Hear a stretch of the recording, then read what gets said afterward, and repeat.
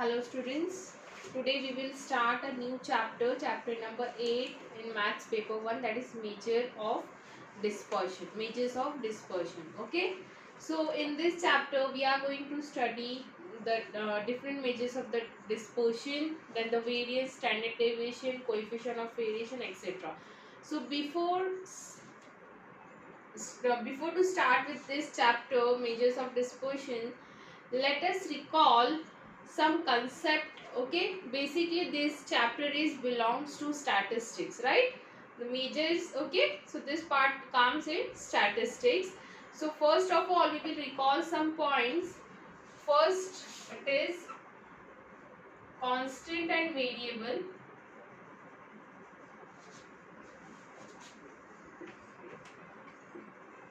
Second, average. Okay, mean, mode, median. Okay, now constant and the variable, a value which has a specific, or you can say if you have any specific value or any thing which have a single value, okay, then that considered as a constant. For example, a height of a person, it will be a constant, it will not varies after some years, right?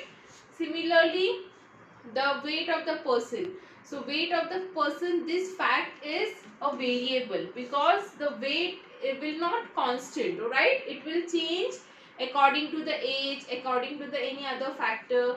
Similarly, the temperature of any area, so the temperature of any area is also the variable, it cannot be a constant, right? So the constant and the variable, the whole statistic is depend upon these two concepts, that is the constant and the variable, right? Now now we will come to this point, that is average. So average, basically it is the most important concept in the statistics. So average means mean. Okay, for example, we take average marks of a students in any subject, then the average performance. So what is average? Average is a single value, it is a single value who represent the entire data. Okay, it acts like it is a representative of the entire data. So the average means it is a single value, you can say it is a middle value, you can say it is a single value who represent the entire data, like a class monitor. Okay, so the class monitor will represent the entire class, the class representative will represent the entire class. Similarly, the average is the single value from the entire data who will represent the entire data. Now we have many things to find out the mean. If you have two variables like x1 and x2, and if I ask you to find out the average, average means mean, then what will be the mean for the two observation, x1 plus x2? Observation means the data which is given to you. Okay, so x1 plus x2 divided by 2, it will give you the average value. If you have a 3 observation, x1 plus x2 plus x3 divided by 3 give you the mean for the 3 observation, right? So this is about the average. Now in this chapter we are going to study the measures of the dispersion. First of all, we will see why we require dispersion. Okay, so for that we will consider the example which is given in your textbook on page number 179. Sometimes finding average is not sufficient in any for particular reason or for particular research. For example,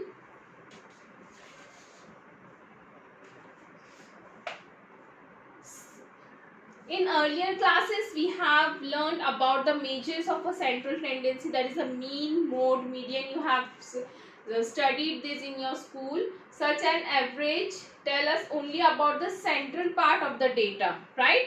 But it does not give you any information about the spread of the data. For example, consider the runs scored by the 3 batsmen in a series of a 5 one-day international match. So the example is of a run scored by the 5 batsmen. 3 batsmen, not 5 batsmen. X, Y, Z run scored,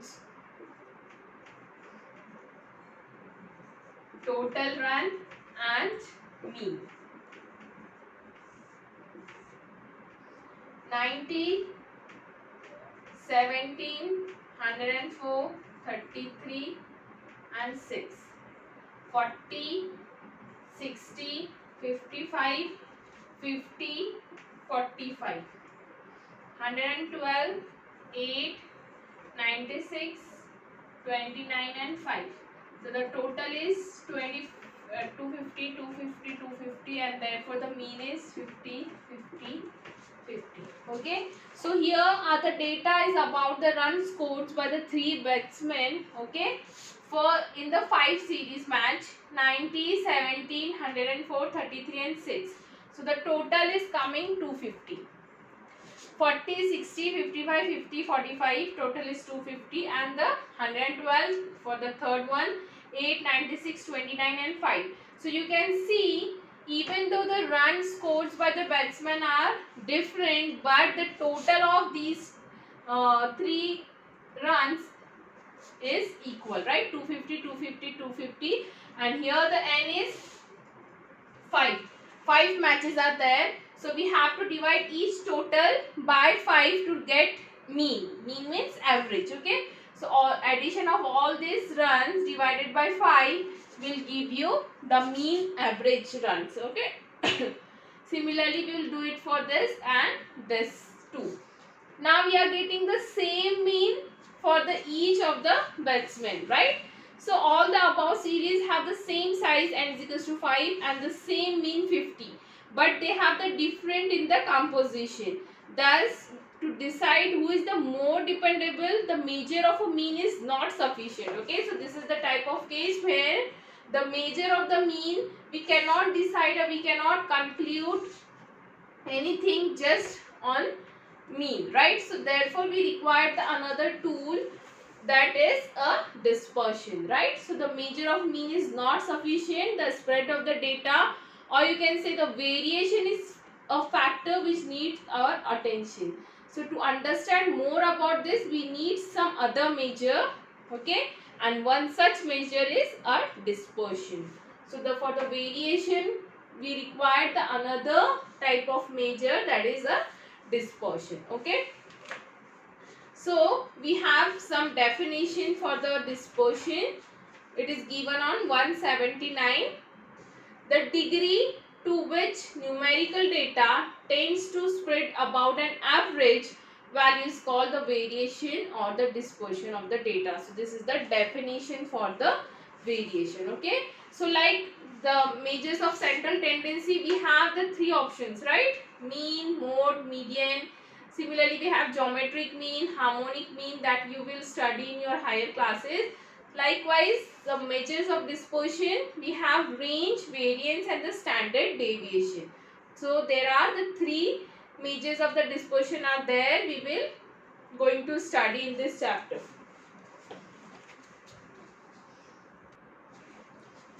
So here measures of the dispersion.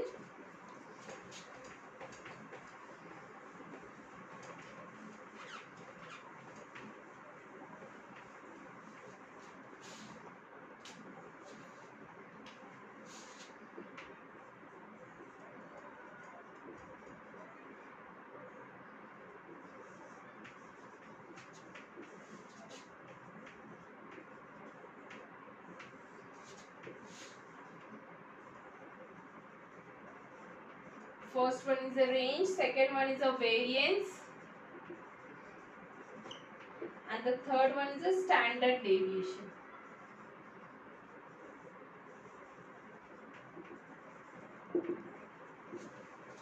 Okay, so one by one we will see the definition and the formulas of range, variance and standard deviation. So we will start with the range. Okay, so the definition of range is, a range is the simplest measure of dispersion. It is defined as the difference between the largest value and the smallest value in the data. Okay, so the range means what? It is a simple measure of dispersion and it is given by the largest value minus the smallest value in the data. Okay. So if you have data like this 21, 51, then 60, 70 and 5. So you have to just take the smallest value which is 5 and the largest value which is 70. Right. So in this case the range will be L minus S. So the largest value is 70 and the smallest value is 5. So it is 65. So your range will be 65. So this is the simplest measures of dispersion, L minus S, the largest minus the smallest value. Okay. Now the formula is given on page number 180 and also the uses of range is given. It is used in the stock market, this formula, this concept, and it is used in the calculation of a mean temperature of a certain place. Okay. So it is very simple. We will find out some, we will do some example based on range.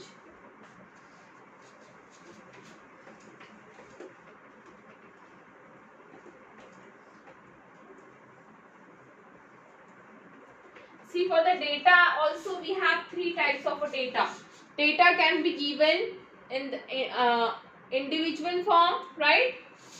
Like only the values of the data will be given, or the frequency distribution can also given. Frequency distribution means observation together with frequencies, right? 1, 5 like that. It is called frequency distribution. Individual data means only the observation will be given, x1, x2 up to xn, right? So this is called individual data. This is called frequency data, and sometimes continuous frequency like this. The classes will be given 10 to 20, 20 to 30. So instead of excise, the classes will be given and their corresponding frequency will also given. Suppose here 1, 2, 3, 4 and 5. Okay, so this is called continuous frequency distribution, and only the observations are called individual data. Okay, so we have another methods, different method to find out the range. Okay, for the different type of data. So if the data is given as individual, then the formula for the range will be only the largest minus smallest. Okay, now we will see one example when the data is not individual. That means the frequency distribution, continuous frequency distribution. So I am doing problem number 2, page number 180. Calculate the range for the following data, and the data given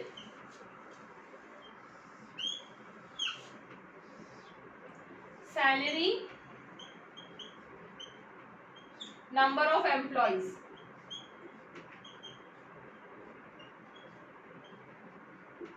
Okay, so the first class is given 30 to 50. So the number of employees having the salaries between 30 and 50 is given as 7. Then the next class is 50 to 70, 70 to 90, 90 to 110, 110 to 130, and the last one is 130 to 150. Okay, here also 15, 30, 24, 18 and 11. So this is the given data. Now for this we required solution. We required the L, largest value, and the smallest value. But here the observation are not given. So what we will take as a L? So the L in this type of data will consider as the upper limit of highest classes. Upper limit of the highest class. So highest class is 130 to 150, right? So the upper limit of that is 150. right? So the L will be considered as a 150, and for the S it will be the lower limit of the lowest class, lower limit of lowest class. So lower limit is 30 to 50 and the lower limit, lower class is 30 to 50 and the lower limit is 30. So the S will be 30. Therefore the range will be 150 minus 30, which is equals to 120. Okay. So here L you have to consider as the upper limit of the highest class and L will be considered as the lower limit of the lowest class. So this is about the continuous frequency distribution. Okay, and if the individual data is given, then the formula is very simple. Now we will do variance and standard deviation. Okay,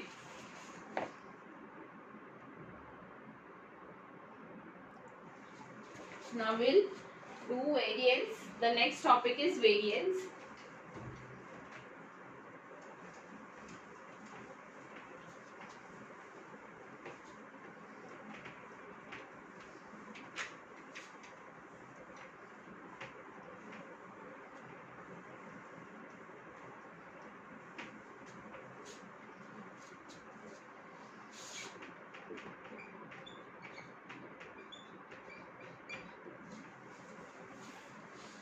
The variance of a variable x is defined as the arithmetic mean of a square of all deviation of x taken from its arithmetic mean. Okay, so the variance of x is denoted by this, and it is also denoted by sigma square, and is given by 1 upon n summation of xi minus x bar the whole square, where I going from 1 to n. This is the formula for the variance. So first of all we will see what is arithmetic mean. So what is formula for the arithmetic mean? It is summation of all observation. This is sign for summation, right? Divided by total number of observations. So this will give you the arithmetic mean. The total number of the summation of observation divided by the total number of observations. So this is arithmetic mean.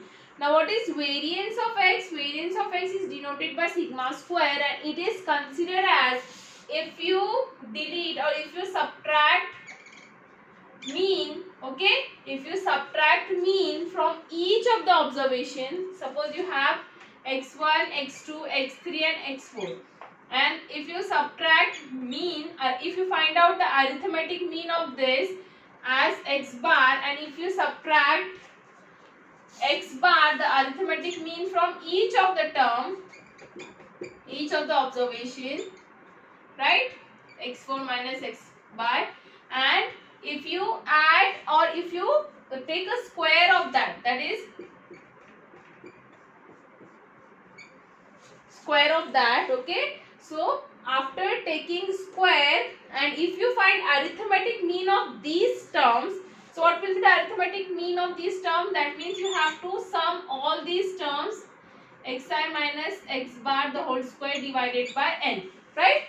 So it will give you the variance. So basically we are doing what? Arithmetic. This is the arithmetic mean, right?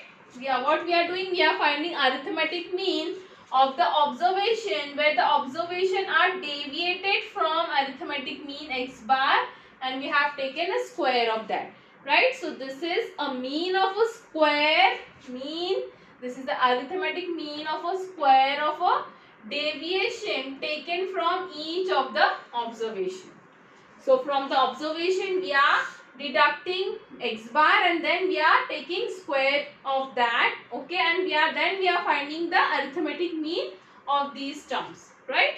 So the variance means what? It is the arithmetic mean of a square of a observation deviated from the arithmetic mean x bar. Okay, so this is the formula for the observation.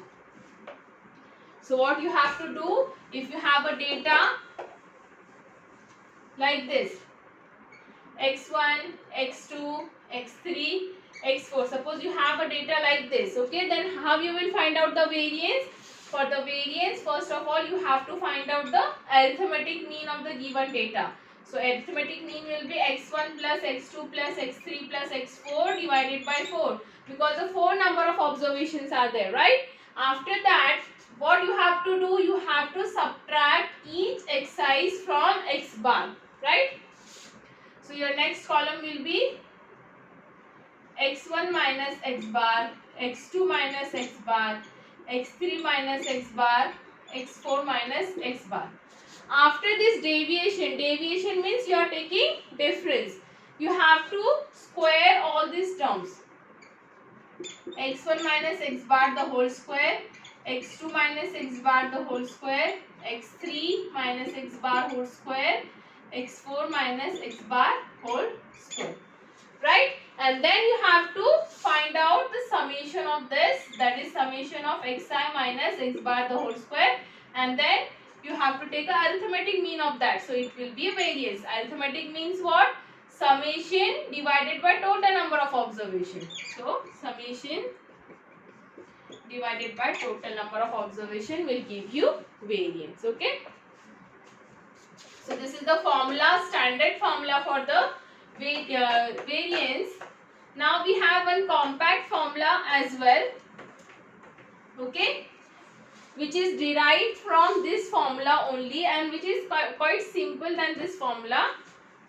So we will see that also. So if you open this bracket, what you will do, 1 upon n and summation as it is. If you open this bracket, a minus b the whole square, so for this bracket will become xi square minus 2 times xi into x bar plus x bar whole square. Okay. Now what we will do, we will split this summation to each of this term. So here it is 1 upon n, summation of 1 upon I going from 1 to n, xi square minus 2 times, see the x bar will be the constant value, okay, only the x's will differ, okay. So we will put summation sign to that x's only, because the x bar will give you the single value. X bar means arithmetic mean, that is a single value. So that will be considered as a constant. It will be either 100, 400, anything. So we will take 2x bar and then we will apply summation to xi, and this is 1 upon n is also there.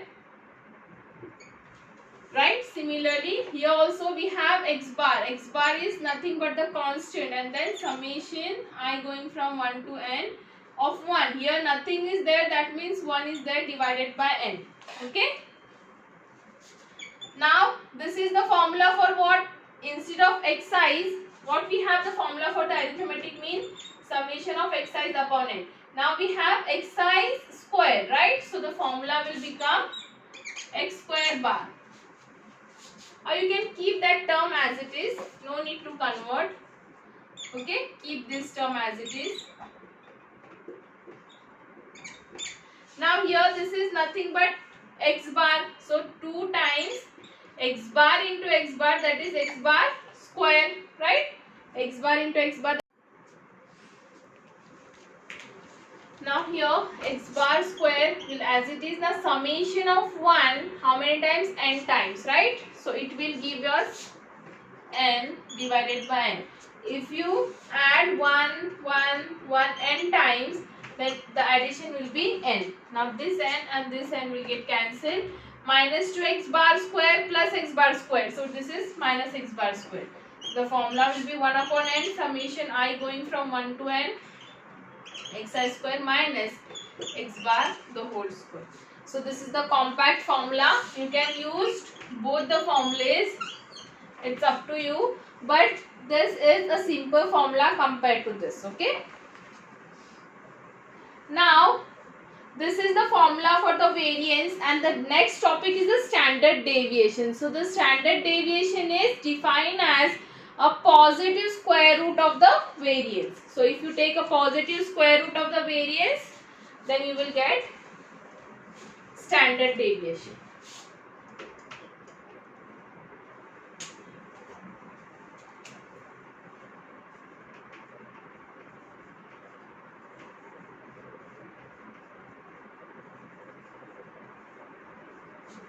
Okay, so the standard deviation means it is denoted by SD and it is a positive square root of variance of x. That is a positive square root of sigma square, that is a sigma, right?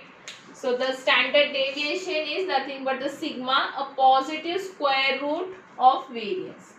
So this is called standard deviation. Okay. Now we will do one problem of variance and a standard deviation. It is given on page number 182. The problem is compute the variance and the standard deviation of the following data observation: 9, 12, 15, 18, 21, 24 and 27. Okay, so only the observations are given: x1, x2, x3, x4, x5, x6 and x7. So here the n is equals to 7. Okay, so we will require the first column xi, then we'll require xi minus x bar, then xi minus x bar the whole square. Okay, so first of all we need x bar. X bar means what? Summation of xi divided by n.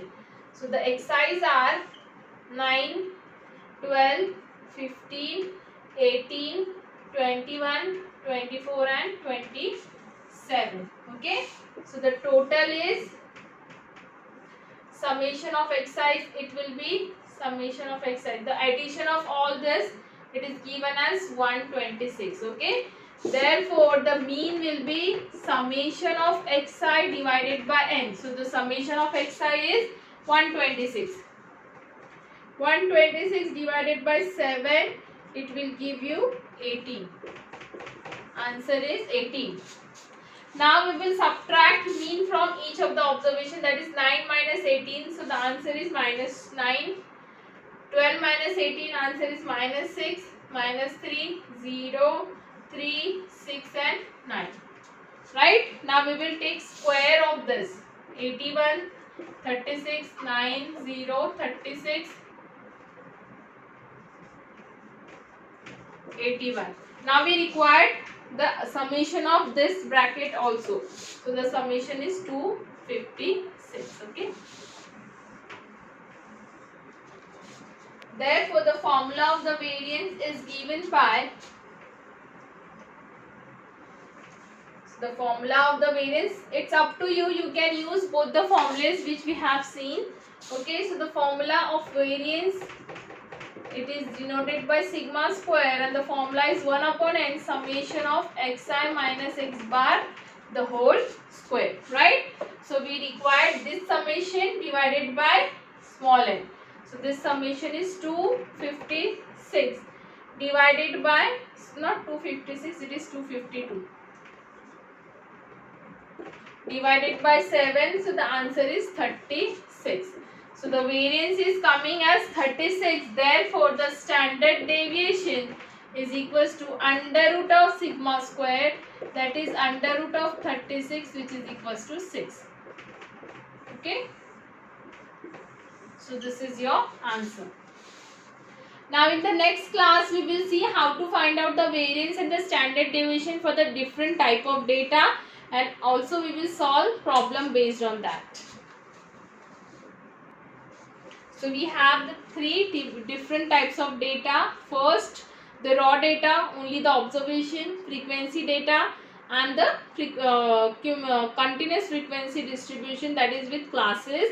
So we will see the methods to find out the variance for the different types of data in next class.